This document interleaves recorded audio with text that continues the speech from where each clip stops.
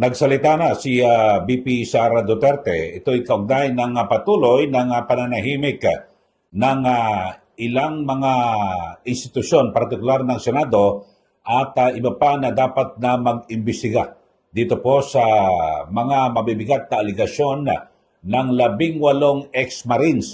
Ito po yung dating mga security ni dating Congressman Zaldico. At ayon po kay VP Sara ay tila parang selective ho eh.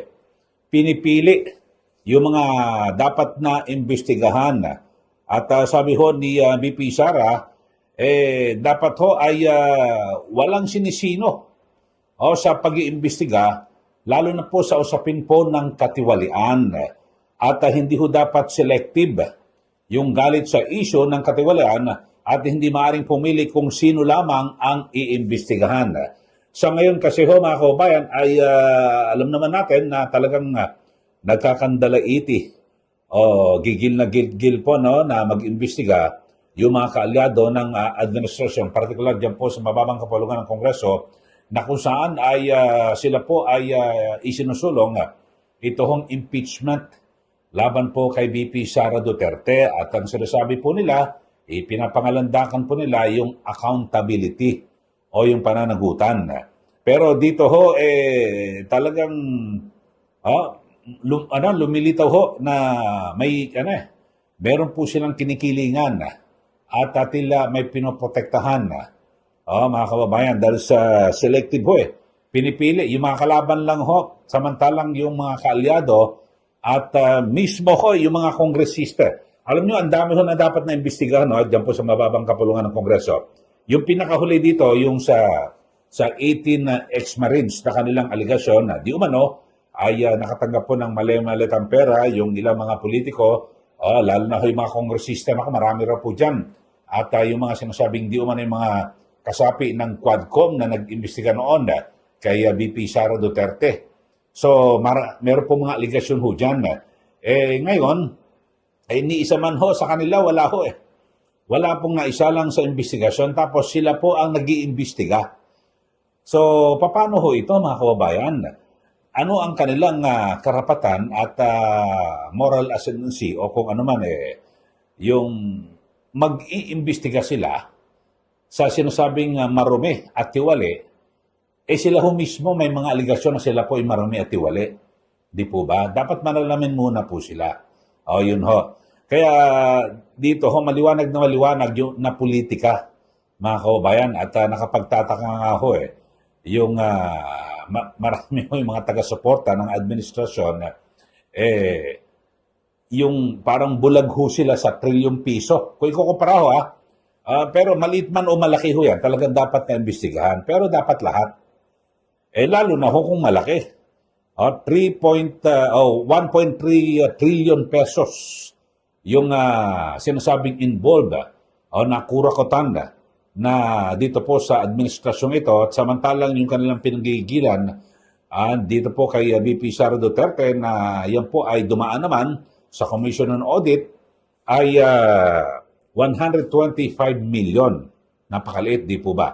Pero dito ho mga kababayan, sa kasalukuyang administrasyon ay base po sa aligasyon, di ba, ng 18 ex-Marines. Matindi ho, di ba, sa flood control. Ang tagal-tagal, ang dami ho nag-imbestiga. Yung ICI. Tapos, di ba, wala naman nangyari sa investigasyon. At, di ba, meron pa hong privilege speech ko dyan Si Senador Ping Lacson na sinasabi niya, maraming kontraktor. Ang parang pagkakabanggit niya ay 67 kontraktor. Congressman na kontraktor pa. Kayo ho ba sa ating mga viewers, meron na ho ba kayo nabalitaan na mula po sa kontraktor, congressman na kontraktor pa, na ipakulong? Wala pa ho, di ba? Ang nakakulong pa lang ho ngayon, yung dating senador, si Bong Revilla, at yung kontraktor na si Sara Diskaya, at ilang mga engineer ng DPWH. Maliban ho dyan, wala na. Kasi yung isa ho sa may pinakamalaking papel, diyan po sa DPWH at sinasabing di umani kurakotan na si dating Yusek Robert Bernardo, mukhang gagawing testigo. Yun nga ho, may mga nagsasabi nga ho, kakilala ko na Parang yung si Bernardo, mas mataas pa ho siya sa sa DPWH secretary. Kasi siya hulatang kumukumpas eh. Pero dito balikan ho natin, sabi nga po ni VP Sara ay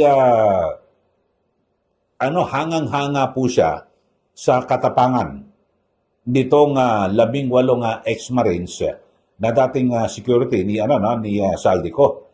Dahil sabi ho niya ay talagang mabibigat po yung mga paratang ho nito at pero naglakas loob po sila na magsalita at hinggil sa umano'y paghahatid ng mga mali-malitang napakarami hong kwarta. Kasi hindi po biro ito dahil sa kanilang ilalagay po sa balag ng alanganin yung kanilang buhay at maging ang kanilang pamilya.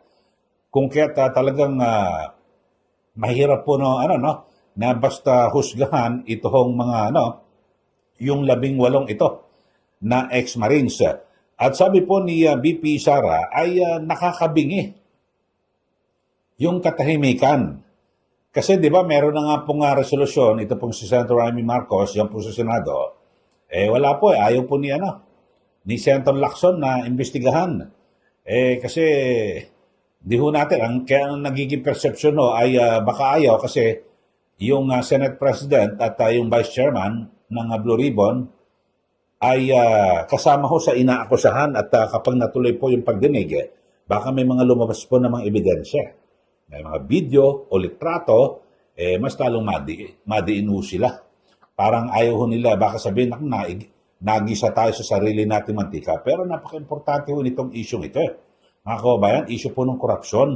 Ang akala ho ba natin, ang Senado, lalo na ho yung Senate Blue Ribbon Committee, ay sila po ay tagapagbantay na mga nangyayaring katiwalian dito po sa ating bansa.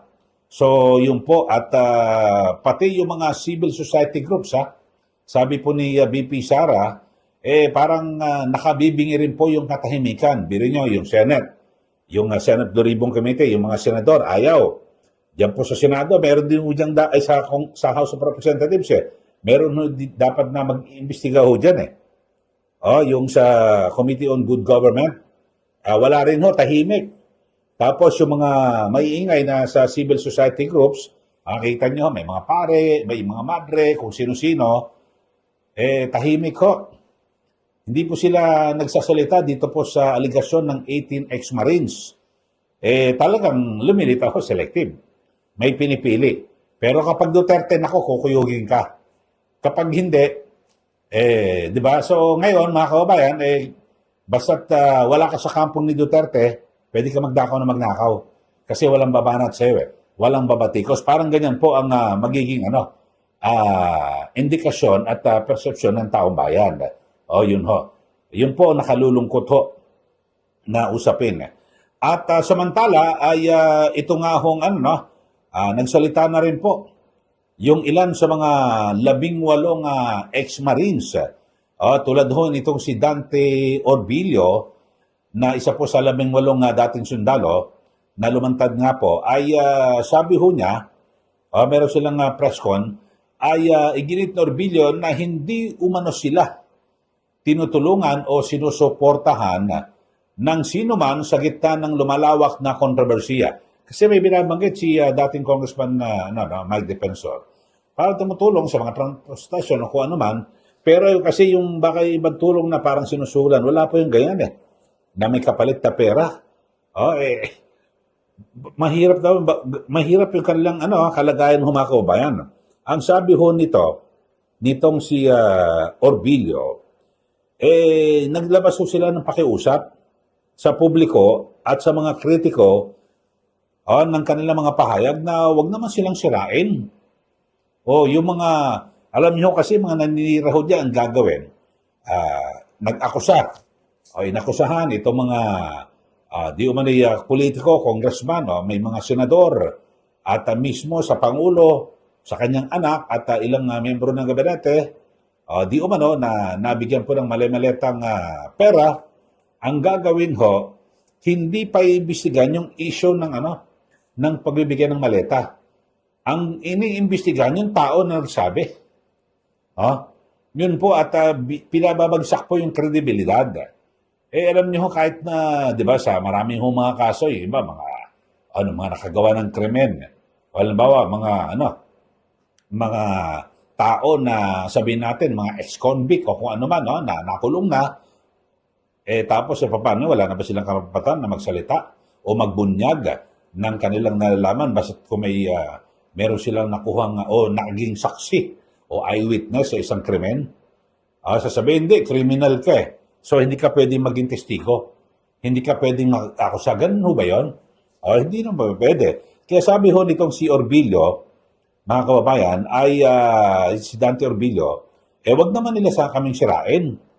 At ayon po sa kanya, ang kanilang mga pahayag o testimonya ay bahagi lamang ng paglalantad ng sinasabing umano'y napakalawak ho na anomalya na kanilang personal na nasaksihan. Eyewitness nga ho sila mismo nakakita at sila ho ang gumagawa kasama dito sa krimen na ito. Yung naghahatid po ng pera, ng malimaleta. Ang pinakamainam ho talaga kung talagang taos-puso ng mga opisyal ng gobyerno na maging malinis po yung ating pamahalaan sa korupsyon, ito na ho pagkakataon. At kung hindi po talaga kapanipaniwala at naglulubid lang ho ng kasinungalingan itong 18 na ex-Marines, mapapahiya ho sila. Di ba? At pwede na ibalik yung sa kanilang mga hinala. Naku pinusuporta ng mga Duterte yan paimbestigan nyo para kung mali at nagsisinungaling ito hong mga ex-Marines na ito, di mapapahiya kung sino man sumusuporta, di po ba? Pero bakit ayaw paimbestigahan? Kasi, siyempre, di natin maalis na tayo po mag-isip na baka siguro ayaw imbestigahan, baka may ebidensya. Natatakot sila na may lumabas na ebidensya, ibig sabihin, baka nga tumanggap. Ganun po magiging persepsyon ng bawat mamayan, di po ba? So, sabi ho, nitong si Dante Orbilio, ang naturang affidavit ay naging sentro ng matinding kontrobersiya. Matapos ngayon na ilabas ng kanilang abogado na si Atty. Levy Baligod. Ngayon ho, kasi talagang parang nangyari ho kay Orly Gutesa, di po ba? Na kung saan ay sinabi, nag-deliver, at tawag ho rito, parang pinaka-code ho dyan, basura. Ay, mali-malitang pera. Nag-deliver doon sa bahay, mula sa bahay ni Zaldico, sa Valle Verde, sa Pasig City, tapos dinila sa Forbes, sa bahay ni Speaker, umabot pa hanggang sa Aguado, sa Malacanang. So, ayos na ho yun, Pero ang ginawa ho, binutasan sa notaryo. Na kung tutuusin ho, mga kababayan, yung sa notaryo, wala na ho yan kasi kahit na wala ho siyang affidavit Kasi sumumpa ho lahat po ng mga testigo, halimbawa sa Senado, ganyan, may mga inquiry, manunumpa ka So, kahit wala ka ng affidavit, kahit na meron kang affidavit, kahit na hindi pa ng notaryo, kasi nanumpa ka na Kaya yung affidavit, tawag ho dyan, sinumpa ang salaysay. Halimbawa, kahit na hindi ka humarap sa husgado o sa Senate inquiry o Congressional inquiry, pag may sinumpa ang salaysay, permado, notaryo, kapag mali ang inilagay mo dyan na mga aligasyon, pwede kang kasuhan ng perjury. Sa Senado o sa House of Representatives, kapag ikaw ay humarap at nagsilbing testigo, nagbigay ka ng mga aligasyon, kasi manunumpa ka bago ka magsimula na magsabi. Kapag mali at mga hindi totoo ang mga sinabi mo, pwede ka kasuhan ng perjury. O kung ano man, di ba? So, ganun ho dapat. Kaso, wala ho agad nang siniraan. Kaya pakiusap po nila, wag nyo naman kami sirain. Kasi sila, alam nyo ho mga kababayan, so hindi naman siguro dapat na purihin natin ng todo na lumabas sa mga ito. Pero pakinggan muna natin yung kanilang mga sinasabi nito ho mga dating sundalo na security ni dating Congressman Zaldico. Kasi eyewitness po sila hindi yung mga sabi-sabi daw, andun mismo aktual na sila po ang nag-deliver ng mali-maleta. So pakinggan ho natin. Kasi lilitaw parang kinukonsinti na po natin dahil sa ito po ay hindi papabor sa administrasyon, maraming tatamaan, parang maliho ata tayo. Mga kababayan, kasi alam ko, kaya yung Senate Duribong Committee ho, talagang itinatago yan para po sa yung issue po ng accountability. Pag-ahabol po yan sa mga opisyal ng gobyerno, di ba? Kaya nga napaka-powerful, napaka-lakas po ng kapangyarihan ng Senate Duribong Committee. Bakit to? Kasi, kahit wala pong resolusyon pwede ho silang sagwa ng investigasyon. Lalo na ho ngayon may resolusyon. Mas lalo na, dapat obligaw sila na magpatawag ng investigasyon. Pero ayaw po ni Senator Ping Lacson dahil sa kaduda-duda raw at parang hindi raw kapanipaniwala. Kung hindi ka naniniwala, di imbestigahan mo nga lalo para ipahiya mo sa hearing itong 18 ex-Marines. Yun lang naman ang masasabi.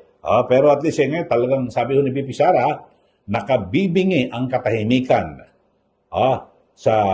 Dahil sa hindi nag-iimbestiga yung Senado, yung mga sinasabing mga civil society groups na galit di umano sa mga katiwalian na nangyari sa gobyerno, tahimik ko rito, tameme.